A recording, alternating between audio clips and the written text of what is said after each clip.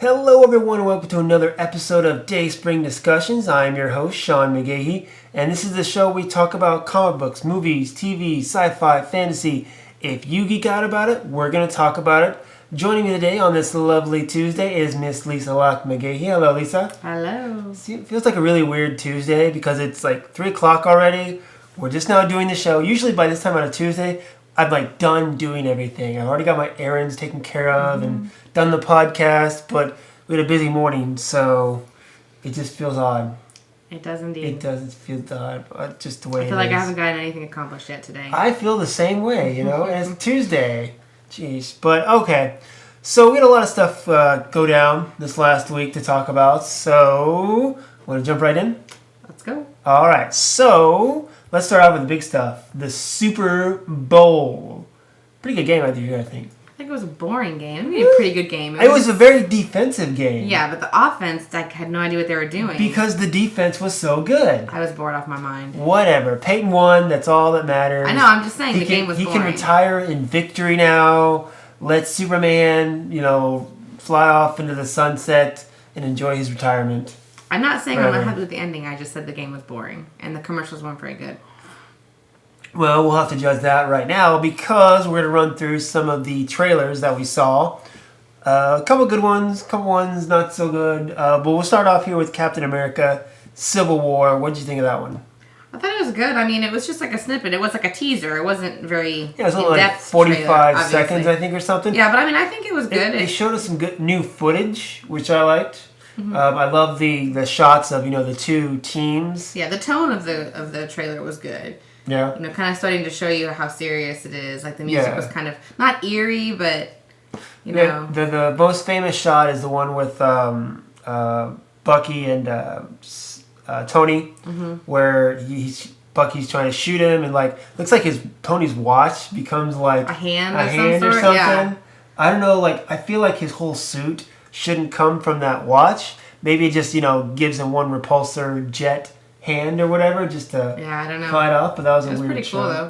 It was exactly the tone, because in the background they had was it united we stand united, and then it said divided we fall by the end of it. So it was a good tone. I liked it. I liked it. It was pretty good. Jason Bourne.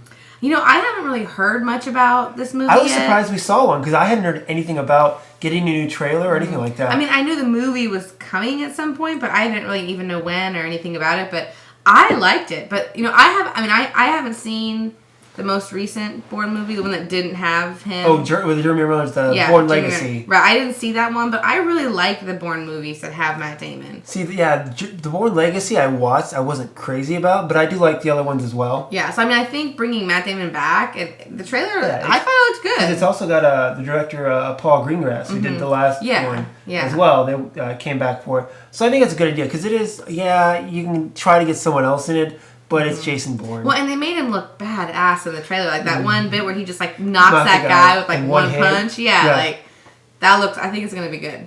Yeah, of course we don't know much about the story right now, but just having Matt Damon back as Jason Bourne, I think will be pretty cool. Yeah, I think so. Speaking of stuff coming back, Independence Day Resurgence, probably my least favorite trailer.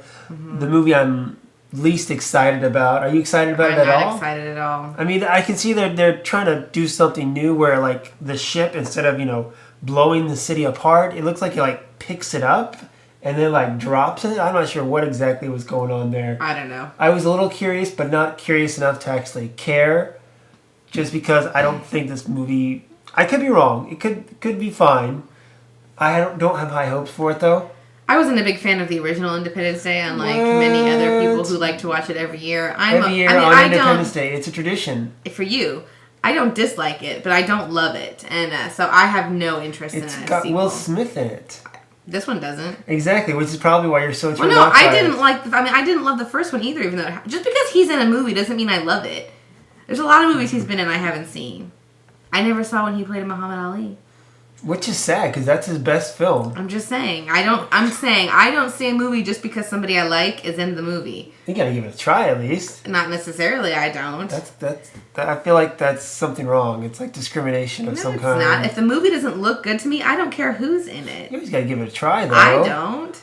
I mean, gosh, I don't watch a movie every day like you, so I don't have time. I don't have time to watch every movie that like looks even kind of sort of remotely has somebody in it that I like to give it a try. Well, see, that's the thing. See, I watch a movie, and if I'm not into it after about 30 minutes, then I turn it off. I've just at least given it a shot. Yeah, but I don't do that because that's not following through, and I can't do that. You can imagine me stopping a movie in the middle and being fine with it. I don't know. No. I've never seen you watch that many movies to really I don't stop see movies that much. in the middle. So, all right. Well, moving on, then we have The Jungle Book. Now, during the Super Bowl, they had just a little teaser, and they said for you to go online to see the full trailer, which we did last night. I rather enjoyed it. Yeah, I think it looks good. I mean, by Jon Favreau, who directed Iron Man. I wasn't a big fan of like the animated Jungle Book. Yeah, I like the animated Jungle Book. But this one looks really cool. I'm anxious to see. I think it's going to be better than what I originally thought. It looks very, what do I want to say, inventive or, what's the word I'm looking for? A big task, really. Mm-hmm. Yeah, I mean, I think it looks interesting because it looked like they were trying to combine some of the Disney flavor from the animated one, but a little closer to the actual book. So I thought it looked really good. I mean, I think the live action bits not live action, but like the animals looked, I thought, really they great. Look, and I guess they're all CGI. None of them are actually real. They're all right. Yeah, CGI. they all look. Yeah, but they looked awesome. So I think it looks like it's going to be really good. Yeah, I think it'll be very interesting. Now, one I know you're totally excited about: Teenage Mutant Ninja Turtles. Out of the Shadows. 2 thumbs down. Well, you can't give it 2 thumbs down. Yes, I can. 2 thumbs way down. Whoa. I do the thumbs down here because I'm the one that had to sit through the first film and literally cry in my movie You did not have to. As they ripped apart my childhood. See, you didn't have to. I didn't. And here's what makes me really upset is I actually want to go see this film. Just because Stephen Amell is in it? No. It has nothing to do with Green Arrow, okay? It has to do with the fact that I grew up on the old 80s, 90s cartoon, and some of the staples were Bebop and Rocksteady, Casey Jones, Krang, the Technodrome, and they're doing all of that in this film. Mm-hmm. Now, so they did that stuff in this trailer, which I'm like, oh, that looks so cool. But in the back of my mind, I'm like, it's going to be dumb. Exactly. But they're doing stuff that makes me want to go see it, which gets me so frustrated because I know it's going to be crap, but I still want to go see it anyway. See, I know it's going to be crap, and thus I'm going to let you go by yourself. Oh, you're so gracious in that. Let me take that bullet, huh? All right, next up, we got the Coca-Cola commercial. It wasn't really a trailer, but it was a commercial starring Hulk and Ant-Man. What did you think of that? That was cute. It was cute. Because it's not a trailer. It's just a commercial. I thought it was cute. Yeah, it was pretty good. I mean, it wasn't... I had to listen to it again, because at first I thought they actually got Paul Rudd's voice, but it wasn't him. As the commercial went on, I listened, and it's someone imitating Paul Rudd, but I don't think it's actually Paul Rudd. Because, of course, you have Ant-Man and Hulk in there, but of course they didn't use Paul Rudd or Mark Ruffalo, which was fine, of course. It was just Are you sure it wasn't Paul Rudd? I mean, I don't know that it was. It just seems weird to me that they would get someone else to voice it when he's... Well, they could... Coke could certainly pay him to do a commercial. And he was in another commercial. I don't think they He was in the Bud Light commercial, so it's not like he's above being in a commercial with his character. But they probably have to pay him more than they want to for that commercial. I don't know. They're putting it... I'm curious how much they actually had to pay for actually just the rights to put Ant-Man and Hulk in their commercial, I wouldn't be surprised if it was Paul Rudd's voice. We'll see. Another commercial they saw. Now, this one kind of struck me as odd. Because the Turkish Airlines commercials for Metropolis and Gotham, which they were weird, are promoting Batman v Superman: Dawn of Justice. But no, they weren't weird by the actual commercials. What struck me weird was, first off, they were played in the pregame. They weren't played during the actual Super Bowl. Mm-hmm. So then I expected to see an actual trailer for the film during the Super Bowl, which we never got. To me, that was weird because I know... Yeah, people watch the pregame show, but a lot of people don't really tune in right until the game starts. Mm-hmm. So why you would have these commercials before all that, I don't get. I just kept waiting for an actual trailer, which never came, and I thought that was weird considering the film is less than, 2 months, month and a half away? Mm-hmm. I found that kind of odd, I guess. Maybe they're looking to promote it in other ways. But moving on, the very last one. which I'm sure was your favorite. Super excited. X-Men Apocalypse. They show us some new footage of that. Looked awesome. Really cool. I really enjoyed it. The thing that people are talking about is Psylocke, played by Olivia Munn, how she comes down and slices that car in half. And pretty much, to me, all I saw was cleavage. But, some people might see other stuff in that. I saw some other stuff. Oh, did you? Okay. But yeah, it looked really cool. Again, I like the way Apocalypse looked. I like the way the characters looked. It just gave that really awesome vibe that means this movie is going to be awesome. Yeah, I think it looks awesome. Of all the trailers that were on the Super Bowl, like Captain America, I think had a good tone. It was cool, but I'm so excited for Apocalypse. Like this trailer, I mean, it was not a very. I mean, it wasn't in depth or anything. It didn't really show you a whole lot, but it just this one also the tone, just like the music, the sound, like just what they showed really sucked me in. Yeah, I guess definitely. So, kind of springboarding off of that. We got a couple X-Men stories, which is a rarity, actually. Because, like I said, this show gets its name from an X-Men reference. And I feel like we don't talk about X-Men enough on this show. But luckily today, we get a couple pieces of X-Men news, which as we go closer and closer to Apocalypse, I feel like we're going to get more and more. So I'm very happy about that. But Bryan Singer talked to Digital Spy a little while ago about kind of his future in regards to the X-Men franchise. X-Men Apocalypse is going to be his fourth X-Men film that he's directed, and it looks like he wants to continue doing it, saying he could be up to, quote, directing these movies till he's dead, and that he's reluctant to move on. Singer says, I love these characters. I want to be the guy to pick young Storm and Jean. I want to be the guy who picks who Apocalypse is. I want to take Magneto into this different place in his life, and to take Raven into this different place in her life. I want to be the guy to take Xavier's hair off. That's me. I don't want anyone else to do that. So how old is this quote? Because I feel like it couldn't possibly have been recently. He already... No, he's referencing Apocalypse because that's what he's doing. Oh, just... All these things he's talking about happening in Apocalypse. He likes being the one that does it. Well, yeah, I get it. This quote is from recently? Yeah, it's from last week. Okay. It just seems strange to me. It sounded like it was something he would have said like a year ago or 2 years ago.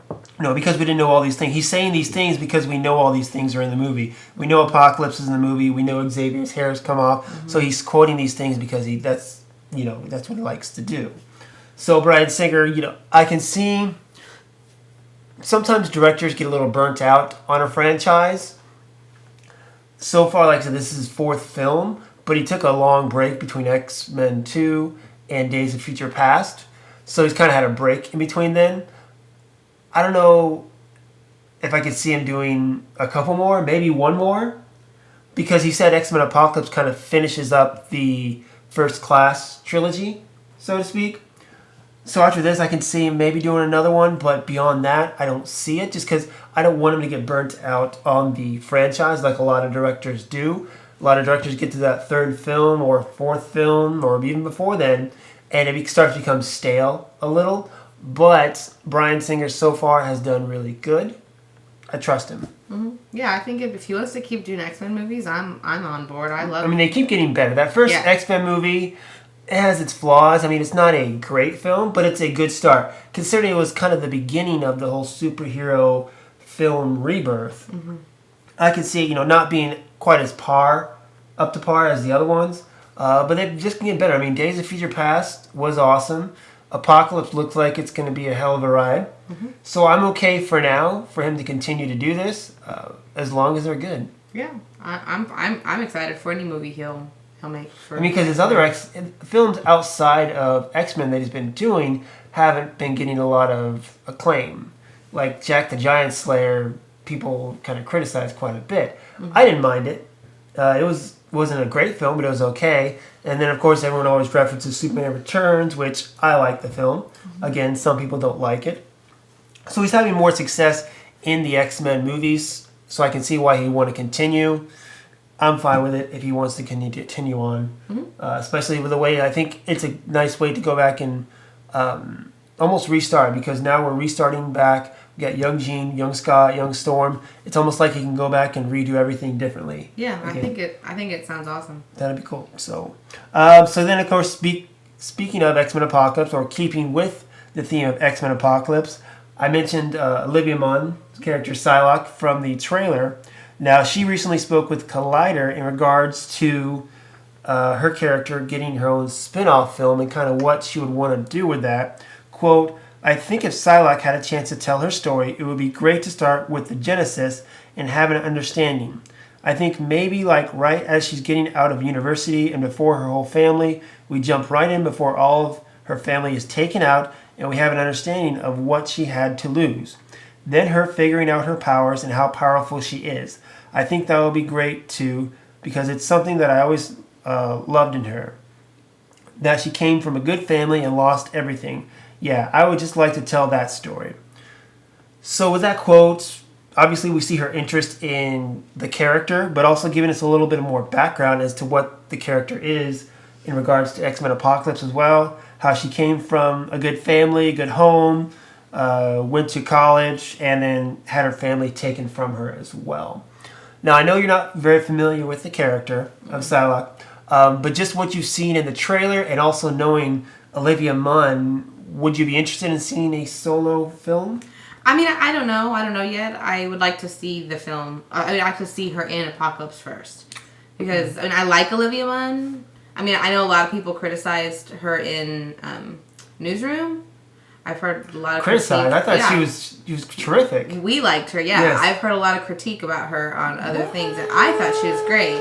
So, I mean, and I loved when she was on The Daily Show, and I think she's real funny. And so, I don't know enough about this character to have really any idea if I would want to see a solo film, or if she could even carry a solo film. Yeah, we're going to get a better understanding once we see X-Men Apocalypse. Just, the depth of this character and how what she can go. But I know... And she looks cool. Yeah. I mean, 20th Century Fox, they're looking to expand their whole X-Men cinematic universe. You got Deadpool, of course, coming out this week. We got Gambit starring Channing Tatum coming out. And a third Wolverine film with Hugh Jackman as well. To put another film in there would be fine. Yeah. I could definitely see that. Like I said, it's just a matter of can she carry that film. I don't know, because she was great in Newsroom, but I can't really say any other film where I think she's great in. I don't think I've seen her in any other. Everything else she's done, I felt has been kind of Like, she was in Ride Along 2, which I didn't see because I have no desire to see that. She was in Mordecai, which, again, not a good movie. That's one of those ones I turned off a half hour in. But going back to that point, everyone said it was a bad movie, but I still gave it a shot. And why, though? You ended up turning it off. Because I wanted to have my own opinion and not just listen to everyone else. Respect. So, movies she's been in have not been good, but given that she has room to shine, like in the Newsroom, I think she pulled it off. So it tells me that she is a capable actress, given the right role, given the right direction, given the right material. So I'm interested. Again, after X-Men Apocalypse, we'll get a better idea. But for now, we'll wait and see. Mm-hmm. I mean, definitely, as long as she's wearing that purple outfit, we're cool. Right? She's rolling her eyes at me. Whatever. She's on my 5, okay? Alright, so sticking with Marvel, but jumping over to Marvel Studios' cinematic universe. Thor Ragnarok, the third Thor film, is set to come out November 3rd, 2017. And there's actually a little bit of question about it as far as Tom Hiddleston returning as Loki. Because as of right now, he said that he has been asked to return at this point. He hasn't been asked to return. And the film starts shooting in October. So, Wired magazine asked the director Taika Waititi, I have no idea, I totally butchered that. At the moment, everyone's trying to figure out what's going on with Loki. He's suggesting that everyone loves the character. He wants to bring the character in, but he's just not sure how to yet. So, of course, they're still probably working on the script and, making some changes. But I don't see how you could leave Loki out of it. I agree. That's what I think is the weirdest part of that quote, too, is they're trying to figure out how to work him into the script. Because this film, of course, is supposed to be that they're talking about how it's going to be like an intergalactic buddy road trip with Thor and Hulk. I don't see that's the problem. If we have to sacrifice Loki to get Hulk, no. Mm-hmm. I don't like that at all because, again, Loki has been, the best Marvel villain so far. He works very well when he's with Thor. I mean, their relationship is really what makes the Thor films work. Exactly. And I don't think this character is done yet. I want to see him go past this film because to me, it's all about Infinity War Part 2. I think going through Phase 1, Phase 2, Phase 3, we see all these characters. Beyond Avengers Infinity War Part 2, I have no idea who's going to continue. I have no idea who's going to survive. But I want to see Loki go until then, maybe even play a part in Infinity War. And let's not forget, at the end of the last Thor film, Thor the Dark World, Loki was sitting on the throne of Asgard. He had, I don't know what he's done to Odin. He's either killed him or kept him and locked him in the basement or whatever, but he's sitting on the throne. So it's not like you can really avoid that unless you're just going to avoid Asgard altogether. I don't know. I feel like he needs to be in it. And it worries me if they are already in the script and it's getting this close and they hadn't even planned to have him in it. That worries me. I feel like because it's one of those things too where we're deep enough now into the Marvel Cinematic Universe where I feel like everything is being planned out way ahead of time. So this Thor Hulk storyline they're gonna have was probably like Kevin Feige's idea to be like, hey, this will go with what we have planned. So someone needs to write this, and then in writing it they realized, oh wait, Loki's not in this. Maybe. It just seems weird to me how you could just forget about Loki. I know. How could you forget about Loki? Yeah, that's what I mean. I don't know. It's very weird. I mean, I just don't want to see. Honestly, I don't want to see a Thor film without Loki to begin with. Anyway, I don't either. And you know how much I love Thor, but I don't want to see Thor without Loki. Well, I think your Thor Loki thing is going them together. Exactly. Mm-hmm. I mean, you're probably one of those people who like the picture of them, together. Or whatever. Anyway, so we'll see. We'll continue to follow that, see how it goes. I don't see how they can leave Loki out of it. I really don't. I just don't see how it's going to happen. I have no worries that they will work it out and we'll see Loki, Tom Hiddleston in the next Thor film. So let's step out of Marvel for a sec and jump into the wizarding world of Harry Potter. Mm-hmm. Yeah, I'm ready. I was waiting for you to say something. I'm ready. This isn't really about movies, though. Well, it is, because, here's how it is. Because, so on Pottermore, J.K. Rowling unveiled 4 new schools. Now, we know the famous Hogwarts School of Witchcraft and Wizardry. There's also the... Beauxbatons. How do you say it? Beauxbatons. Because it's French, right? Yeah. All right, well, then how do you say the other one? Durmstrang. Durmstrang. See? You can say these a lot better than I can. I'm going to butcher these next 4... No doubt. Mm-hmm. So, but anyway, the 4 houses she revealed was Ilvernani. Hold on, give me the thing. There's a pronunciation. Yeah, I tried to say the pronunciation. Ilvermorny. Okay. Mahotokoro.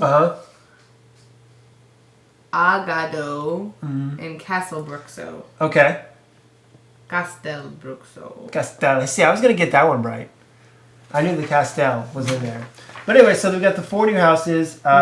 New schools. Schools, my bad. Did I say houses? Mm-hmm. Yes, okay, schools. One is said to be in North America, one in Japan, one in Africa, and one in Brazil. So they're kind of spread out as well. And these kind of have their own personalities. Let's see here. One of the cool ones was the Mahutorko. See, I can't pronounce these. Anyway, this one is said to be on the topmost point of volcanic island of Iwo Jima.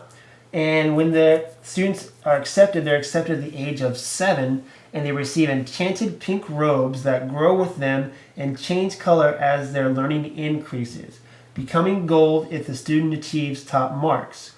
White robes are the mark of a dark wizard, and to turn white is considered a disgrace. Now, the one in Africa is said to be thousands of years old, and graduates for that are known to excel in astronomy, transfiguration, and alchemy. That's like science. Oh, okay. Cool. That's cool. And then, of course, the students are accepted through dream messengers, which are sent by the current headmaster or headmistress. And then Castiel Bruxo. You're looking at the word. I know, right? And I still can't pronounce it right. The one that's in South Africa. South America. South America? Mm-hmm. Yeah, South America. Said to be very foresty, where the students are, quote, protected by small and furry-spirited beings who are extraordinarily mischievous and tricky, and who emerge under cover of night to watch over the students and the creatures who live in the forest. Of course, being in the forest atmosphere, students from this school tend to excel at herbology and magizoology. Is that right? Magizoology. Not sure. Okay. And then students from Europe also attend exchange programs at that school in order to learn more about the magical flora and fauna of South America. So a couple new schools added to the mythology of Harry Potter. What do you think as the Harry Potter expert at this table? I mean, I don't know. I mean, I think she's added a lot. I mean, Pottermore, the website has a lot. There's a lot on there that is not in the books, it's not in the movies, that, she's creating this world. So, I mean, it was always understood that there were other schools in other countries. I mean, in the books, Ron mentions that he used to have a pen pal from, I think it was Peru or something. Oh, really? So, I mean, there's obviously wizard children in other countries. So there was the understanding that there were other schools of wizardry throughout the world. So, I mean, does it like do you apply for these other schools? Is it by location? I mean, how does it go? I imagine it's like Hogwarts. The schools pick you. Okay. So it's not like, it's not like a public school or whatever where you like, hey, I live near this school, so this school is where I'm going. I mean, I think it is I mean, I don't know, but I think it generally is that. I mean, the one that Hogwarts is located somewhere in Scotland, and it generally enrolls students from England, Scotland, Ireland, mm-hmm. The UK. In UK and Europe. Where, right. Well, not Europe, the UK. Okay. Where Durmstrang would be, that one is probably, according to the books, it's in Bulgaria, so it would... The Beauxbatons is in France. So okay. People who go to Beauxbatons probably are French, Portuguese, maybe Italian, countries that are right around there. Uh-huh. But there also may be more schools in that area that are not mentioned yet. Yeah, of course. Like I said, she's expanding. And now, do you think with the new movie coming out this year, Fantastic Beasts and Where to Find Them, which I'm surprised we didn't get a trailer for that during the Super Bowl too. Maybe kind of like Rogue One, it's just so far out that they're not looking that far ahead. But one of them is located in North America, which is where the film is set to take place in New York. Do you think maybe this is all kind of help trying to set up for the new Wizard movies coming out? Because I don't know. They're trying to, let people know about schools that might be mentioned in the film, because it's going to be a trilogy. And maybe like the first movie's in New York, but the other movies can take place in South America or something like that. Yeah. I mean, it's possible. I don't know if that's what her plan is. I mean, she expands Pottermore all the time. Mm-hmm. If you go through and play Pottermore from the beginning, you learn stuff throughout about the characters that are much deeper, storylines. So, I mean, it's possible that she's doing this bit now to coincide with the film, to get closer, to get you ready for the film. Uh-huh. It could just be more she's just building her world. I was saying, do you think it's one of those things where she already had this in her head for a long time? I'm pretty sure or she's got the Harry Potter world there. But it's really cool. I mean, some of the differences, too, in these schools are pretty fascinating to me. Of course, the one where it's, very much a forest environment seems pretty cool. Because it's in South America. And then the other one, which is, where they talk about the cloaks and, of course, how they change color. And well, if you got to think... But a lot of those bits that she's talking about reflect the area. I mean, Japan... That one school with the pink robes, that's Japan. Japan is one of those places where you would expect your abilities to be what dictates your position, your stature, your so it makes sense there that the robes would be reflecting how competent you are. It's weird that a white robe makes you a dark wizard. Don't you think it should be black or something? I don't know. I mean, I don't know. Maybe it has something to do with Japanese history and lore. I don't know enough about Japan. I'm sure it does. I'm sure it does. I'm sure she did her homework too about it. I'm sure she did. You know, and in the school that's in South America is the one in Brazil is the one with the forest and that, but that's where the Amazon. Yeah, is of course. down. Yeah, so, that makes sense too. They all seem to fit with the environment and with the cultures that are there. So I think it's awesome. I mean, anything she adds to the world, I'm on board. When was the last time you were on Pottermore? It's been a while because there's not an app. You have to actually get on a computer. If there was a Pottermore app, I would play. I check periodically to see if there is a Pottermore app, and there's not. I would play Pottermore much more if there was an app, but I hate sitting at the computer when I'm home because I have to sit at a computer a lot when I'm at work. And so I don't want to come home and sit on my butt on a chair in front of a computer. It hurts my neck. For hours and hours. Yeah, and I would, which is why if it was on my iPad, you'd sit there on the couch exactly for hours and hours. Instead of playing your game, you'd play Pottermore. Exactly, I would. I mean, you need to write them about that. I know. If you're listening, anyone involved with Pottermore, which you're not, make an app. I don't think the very few viewers we have anything to do with Pottermore. Hey, you never know. I'll tag them when I post the video and all that. I'll tag Pottermore, and maybe it'll get somebody watching or listening or something like that. There needs to be an app. Exactly. Now, one thing I did hear yesterday, actually, is that they actually created a new sorting hat quiz on Pottermore. And I'm like, why would they change it? I've already been sorted. That's what I'm saying. Well, I guess this one's going to be, better sort you or something. One of my coworkers was saying how she got into Ravenclaw the first time, and then this time she got sorted into Slytherin, which she was upset about, so she took the quiz again and tried to get back into Ravenclaw and cheat, which I think is just wrong. You don't cheat on these quizzes. Okay, what you are is what you are. I got into Slytherin. You don't hear me complaining, all right? You can't cheat these quizzes, okay? It's not fair to cheat. It's like a personality test. Why would you cheat on a personality test? You're only cheating yourself, right? I agree. Exactly. So, okay. So moving on, going into TV, Grant Gustin, who plays Barry Allen on the CW's Flash, it has been announced that he is going to guest appear on an episode of Supergirl, which actually airs on a different network, CBS, on March 28th. However, the two shows do share the same executive producers of Greg Berlanti and Andrew Kreisberg. They came out with a statement saying that we want to thank Grant Gustin for making the time to come visit, and all the folks at CBS, the CW, Warner Brothers, and DC for working this out. And finally, thanks to the fans and journalists who have kept asking for this to happen. It is our pleasure and hope to create an episode worthy of everyone's enthusiasm and support. So it was rumored back when Supergirl came out that there might be a possible cross-promotion because both the shows, along with Arrow and DC's Legends of Tomorrow, both have the same executive producers. But Supergirl, unlike the other three shows, on a different network and allegedly don't take place in the same world or reality.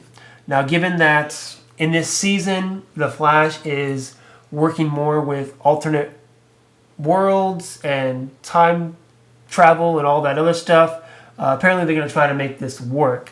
People are hoping that this kind of leads to more cross-promoting between the two networks or an alleged, what they call, Crisis on Infinite Earths, which is a very famous DC storyline where multiple Supermans from multiple Earths came together and multiple Batmans and all that other stuff, which I really never got into. So that.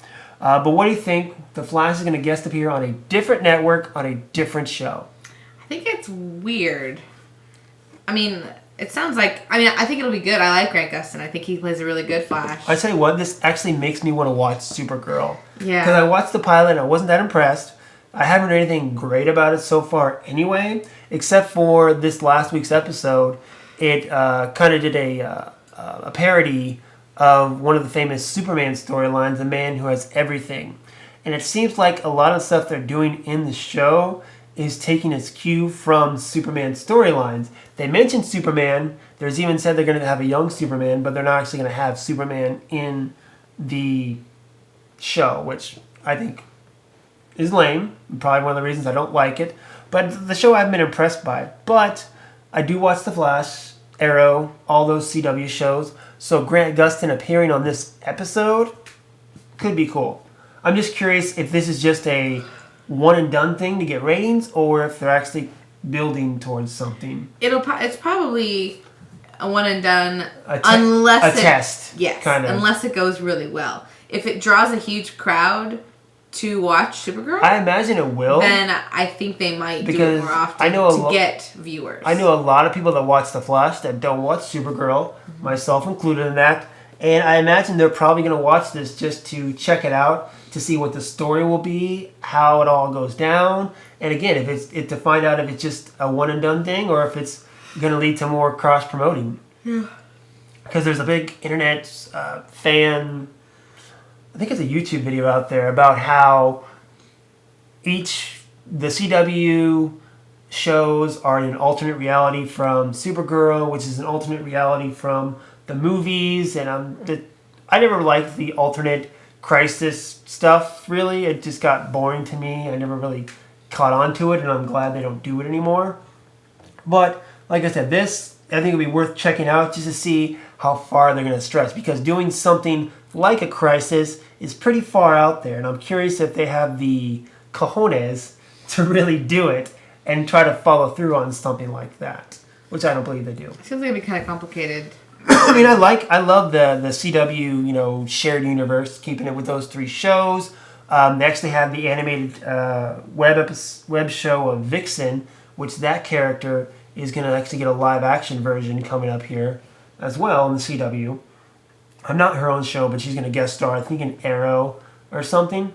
And that'll be cool. So they're expanding the CW shows, which I think will be awesome. I'm just curious how they're going to fit Supergirl in there, and whether it'll be a permanent thing, or even after it happens, if they'll still reference it. Just very curious how it's all going to go down.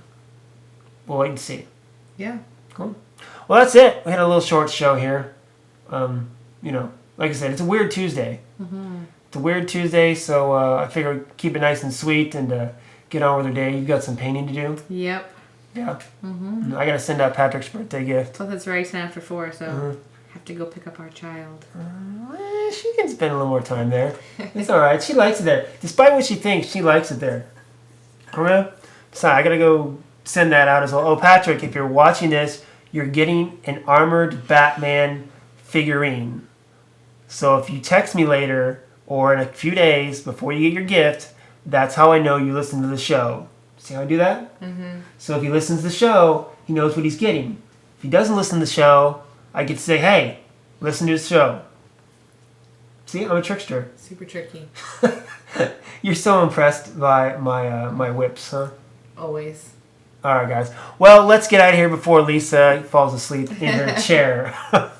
Again, if you have any questions, comments, hit us up at dayspringdiscussions@gmail.com. You can find us also on our Facebook group or actually on Twitter. I'm going to try to do more stuff on Twitter because I feel like I'm ignoring that a little bit. I do a lot of stuff on the Facebook group, but I'll try to do more with the Twitter stuff. Or you can find me directly on Twitter and Instagram at Slim, SLYM Dayspring12.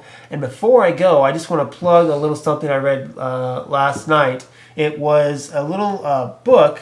What was it called again? Hold on, I got to bring it up on my phone because otherwise I'm going to forget about it. But it was kind of like a kiddie graphic novel that I read that was actually recently new, I believe, that came out. It is Secret Hero Society, Study Hall of Justice. And it's, a pretty cute book. It basically takes Bruce Wayne, about junior high age or so, maybe, and he is accepted into a prep school, and he meets students there like Clark Kent and Diana, who he becomes friends with. And it turns out that all the other students in there are actually villains, like Bane is the school bully, and the school is actually run by Principal Ra's al Ghul, who is actually using the school to try to recruit newest members into the League of Shadows. But it's kind of cool because it's got like that little kiddie vibe feel to it. But honestly, I'd give it more of like a Harry Potter and the Sorcerer's Stone vibe. I think it's something where they're going to continue doing a series of books. But it was just really cute story about kind of, young Superman, young Batman, young Wonder Woman being surrounded by all these, schools and villains and all that other stuff. But something I would definitely recommend checking out. And we're going to leave it on that, guys. So until next time, same bat channel.